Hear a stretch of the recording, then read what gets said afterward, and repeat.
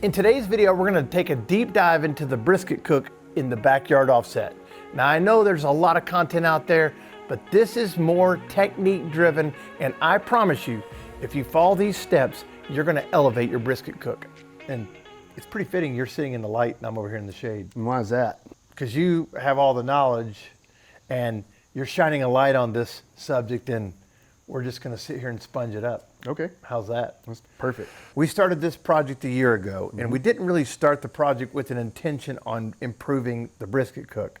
But like I said in the intro, this had a dramatic improvement both in eating and cooking a brisket. And I felt like over the last year, we've identified these things that aren't common, aren't something that we're doing in the backyard cook. And you bring so much to the table with your 17 years of cooking, and you started to break the pit down and start saying things and doing things that I'd never heard. And that has become a list of things that we want to pass on to the good folks. So we're not going to cook a brisket.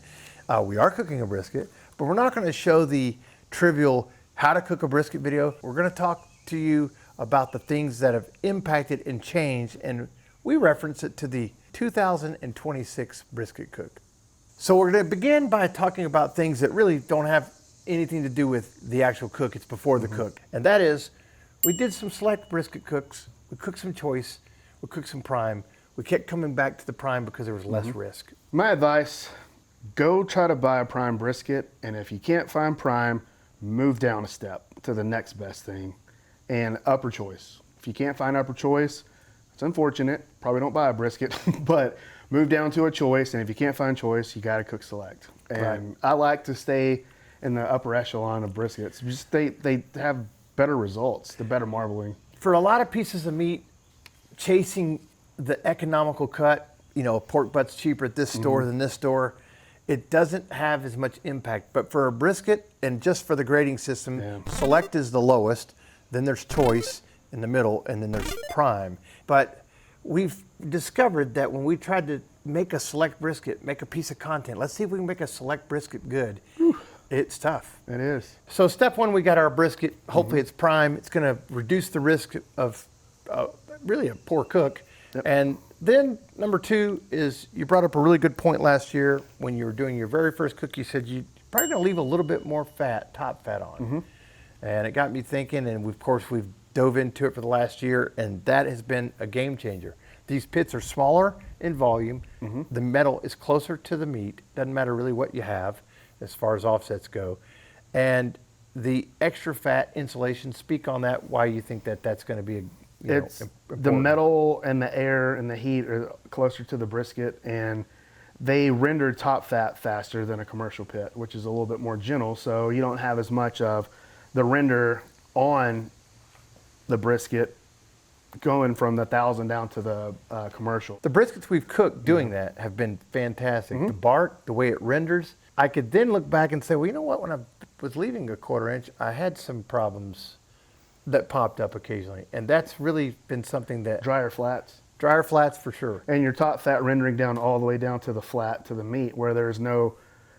You couldn't identify where the top fat was. It was all the way down. Right. And you got to self-base those things. Been a huge improvement. And the third thing is something that I never thought about. Of course, cooking a steak, what do you do with a steak? You take a steak out, you sit it on a cutting board. It comes up to the temperature of the room, not all the way, but it starts to acclimate and it starts to sweat. And that has been something I've done with steak. Never thought about it with brisket. All of a sudden we're cooking brisket and you're like, let's let this thing acclimate. You know, it's not gonna come up to the full room temperature, but we let this brisket here sit out for an 1.5 hours. You're just allowing it a chance to start warming up before you put it on the pit. That way you're not putting it on cold and shocking it. And when you put it on cold and shock it, that's when they tend to want to curl up on you. Yeah, and the super crazy thing is the connection between taking a brisket out, trimming it. You want to trim it cold because it's really difficult to trim a brisket if it's not cold. And then immediately putting your rubs on it and throwing it in a 225, 250 degree starting temperature is going to shock the brisket. It will. I don't like to season them until the moment I'm putting them on the pit, because salt is water soluble, and if you put them on early, salt's main job is to pull moisture out of stuff. It's going to start pulling moisture out of the fat, and it's going to make that water soluble salt start to dissolve and come and like roll off the brisket. So I feel like when you season it right before you put it on, your salt stays more intact and you get more of the salt flavor into your brisket. You can visually see the sweat, Yep. and which also becomes our binder. Yep. Now, you can use a binder, but this is something where you don't really have to have a binder now. Nature's binder. Nature's binder. So now we've got it pre-acclimated, and now we're going to move into a secondary acclimation for step 4. And that was, we did not get the smoker to 250 degrees. No. Our starting temperature was 200 degrees. Now we're moving into the secondary acclimation. We let the smoker cool back down. We've got our coal bed ready for our fire management. Yep. 200 degrees. And you're also going to build a bigger coal bed than you think you need, because when you start cooking at those lower temperatures, you're not going to regenerate your coals as fast. So you need a little bit more as the cook's going on to help your maintain a good coal bed, because the regeneration of coals is Right. a lot slower. But that 200 degrees has been a game changer as far as you're not shocking the brisket again. Nope. You're trying to get the internal temperature to come up slow so that when it starts to cook, it'll shrink at the right rate. And that's super important, because the brisket cook really from the refrigerator Yeah. until you take a bite of it is all about this slow curve. slow curve. And this step number 5 is going to be a little bit controversial, but just please hear us out. And that is, we removed some variables that sometimes get in the way of the brisket cook that don't necessarily contribute to a better brisket. And that is, we removed the water pan. Yep. We removed the spritz. Yep. And there's no need to put foil to protect any part of the brisket. No. We've removed the curling of the brisket if we've managed the fire right, kept the temperature, and slowly cooked the brisket. So let's talk about water pan. Why don't we need a water pan unless we're in the desert? I've heard that they make the chamber cook more evenly, but that's all in fire management. If you can run your fires at the right rate and you have your briskets spaced and put on properly and trimmed properly and seasoned properly, there's really no need for the moisture. I'm trying to remove moisture from a brisket. I don't need to add any more to it. And it just doesn't do anything, in my opinion. It doesn't make it cook faster. We cooked a brisket in 8 hours and 45 minutes recently, no water pan. Right. What if I would have put a We'll water cook pan this in one there? probably in under 9 hours. Like, what if we would have put a water pan on there and cooked in 8 hours and 42 minutes? Is that worth it? No. Well, we've got so much moisture in the air. Yeah. There's moisture in the wood, moisture in the brisket. Yep. And you're already fighting moisture. And the wood. Now, if you're in the desert and you have no moisture, I don't know. it could potentially, it could be a crutch that's needed. But for most of the United States, or most of the world, if you're above 50% humidity, you're really going to end up not really serving a great purpose for the brisket, having more moisture in And it. spraying the briskets, I don't really see that doing anything either. All you're doing is opening your lid every 30 minutes. Well, and people use it to, they cook too hot too fast, and they're trying to cool down the surface of the brisket. That is a huge point. Yeah. We could stop everything right now and say Too hot too fast. the brisket drying out is a component of bad technique in the firebox. It is. And that brings us to the next point, where having foil on the back of the flat has been a crutch. You see it everywhere. People curling briskets up, And, or and the briskets points getting curling too- up. And that's a combination of a poor trim and then just running too hot too fast. Number 6, which is something that I want people to take as a tip and help them because it helps me, is when you do open the smoker and you're looking at the brisket in that hour 4 or 5, the moisture coming out of the brisket is something to keep an eye on. If you're cooking at the right rate, the brisket will shrink and not curl up. If it's shrinking at the right rate, your water is going to evaporate out of the fat before the fat starts to break down. So if you start seeing the water, you want it to evaporate out of the fat and evaporate and not pool up. So if you're cooking at the right rate, the water, as soon as it comes out of the fat, it will start to dry out. If your brisket's dry, sign you're cooking way too fast, too hot. Which brings us to step 7, which I've said every one of these steps is very impactful. Well, they are. And this one is another, great Jordan tip. And that is when we're going through the stall, which is sometimes referred to as the evaporative cooling, or Jordan calls it the plateauing, that's kind of when the brisket stops really cooking. And It doesn't progress. the moisture is kind of pushing it backwards a little bit, and you've got to push through it. When we go into the stall, one of the key indicators, which probably will happen to you, is you'll start seeing more of the fat rendering coming out of your grease drain. That means we've got all the moisture out, now we're into the fat rendering, Yep. and now we've started to see it fall in our bucket more. And that lets you know that you're getting into that time when it's going to stall and then start pushing it. And when you start pushing it harder, you'll start to hear the drops more frequently. You need to know when to wrap, and this is the time where you need to get to that plateau or stall or whatever, and you're like, it's not doing anything, and you got to push the temperature a little hotter to keep the progression of the cook going. And what I like to feel is the way that the top fat feels.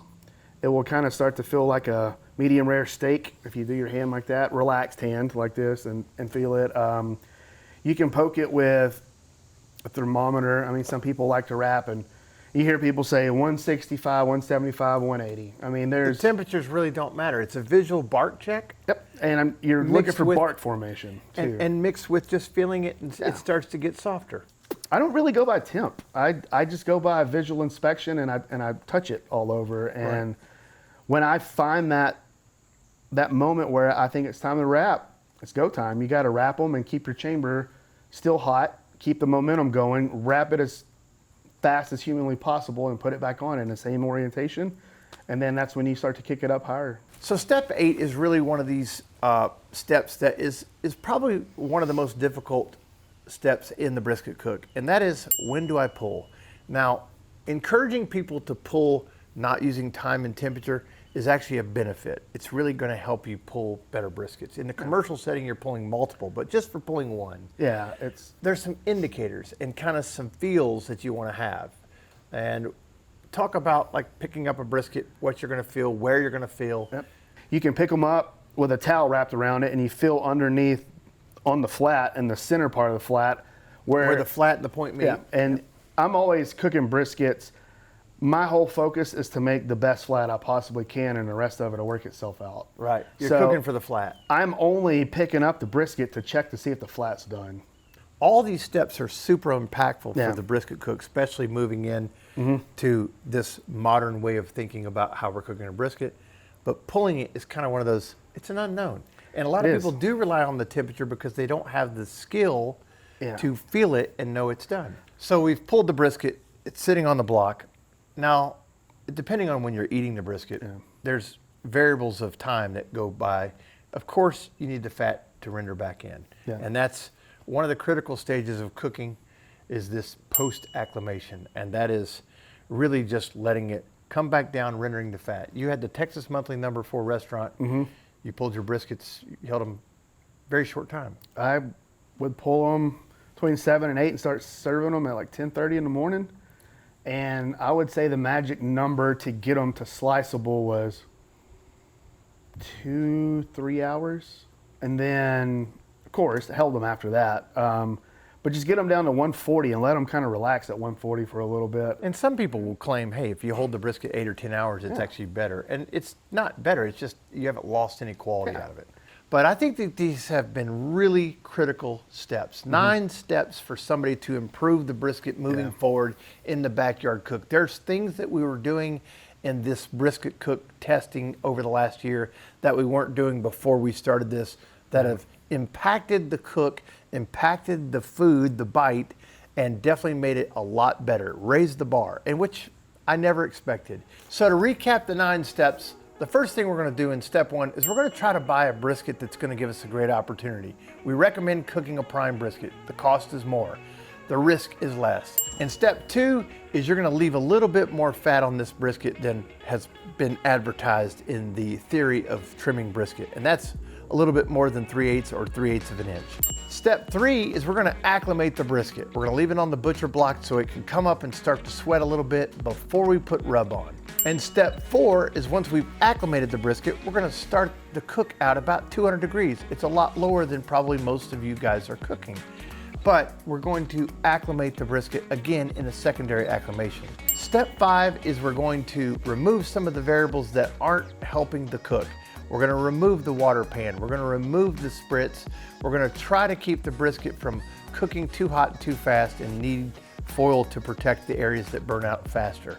Step 6 is visually checking the moisture release in the first few hours, the first 2 or 3 hours. It's great to open up the lid, take a look at the visual of the brisket and see the moisture coming out. Step 7 is going to be your identifiers for coming in and out of the stall. And step 8 is pulling the brisket and relying on your instincts versus the thermometer. And step 9 is now you're resting the brisket, you're getting ready to eat it. It's going to redistribute the fat back into the muscle. And honestly, these 9 steps have been massively impactful on us improving the brisket cook. If these folks don't buy into it, I buy into it, and I'm calling it the brisket method for backyard cooks of 2026. I hope this video has been super helpful, and we'll see you on the next one.